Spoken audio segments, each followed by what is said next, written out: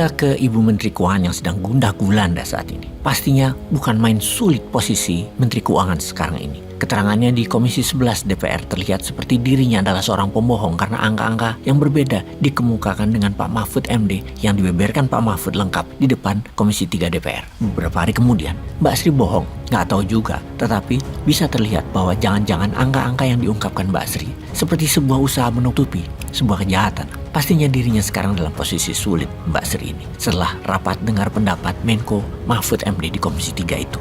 Apa jangan-jangan Mbak Sri hanya menerima angka-angka itu dari anak buahnya, di mana kali ini dia terjebak dalam kenyataan bahwa dirinya tidak bisa lari dari nakalnya anak buahnya. Mbak Sri tidak bisa lagi menghindar. Begitu banyak anak buahnya yang menyebabkan dirinya terpojok di muka publik karena manipulasi dan korupsi. Memang masalah Mbak Sri hadapi adalah masalah sangat sensitif, korupsi dan pencucian uang. Masalah yang dibenci semua orang normal yang membuat dirinya sekarang terlihat seperti tidak berdaya di dalam kandang buaya anak buahnya. Apakah Mbak Sri idealis yang ingin Menkyu bersih? Tidak tahu juga karena fakta yang terjadi saat ini adalah terbongkarnya pencucian uang yang sampai menumpuk begitu lama dan begitu besar. Ke pihak luar, dia menghadapi opini publik yang begitu kejam yang sulit dirinya untuk dapat mengelak, membantah, atau meluruskan. Ke dalam, dia harus menghadapi anak buah dengan perasaan jengkel yang memuncak tentunya. Forum Komisi 3 DPR dengan Menko Polhukam Rabu lalu benar-benar telah membuat posisi Sri Mulyani begitu sulit. Misalnya bagaimana dengan PD-nya Mbak Sri bilang di depan DPR bahwa transaksi mencurigakan yang menyangkut orang ke Menkyu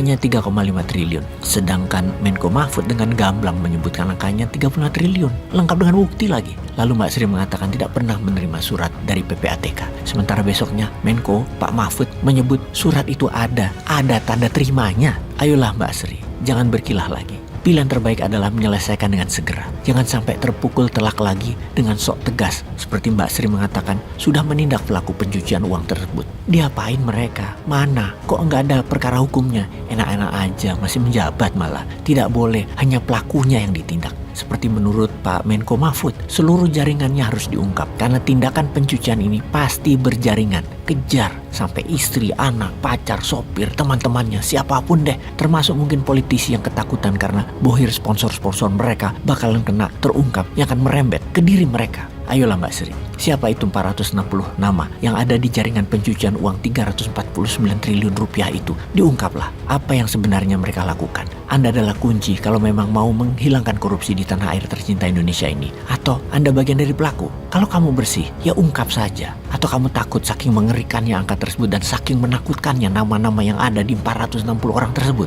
Ini adalah tindakan kriminal pencucian uang terbesar dalam sejarah dunia. Dan kamu takut ancaman mereka Mbak Sri? Jangan takut, kami sebagai rakyat pasti akan membela dan melindungimu selama kamu benar dan bersih. Kami akan menjadikan dirimu pahlawan anti korupsi dan pejuang pembersih money laundering yang sangat dahsyat jumlahnya yang hampir 20% dari APBN angkanya tersebut. Kami tunggu dan dukung keterbukaan tersebut. Jadi kapan Mbak?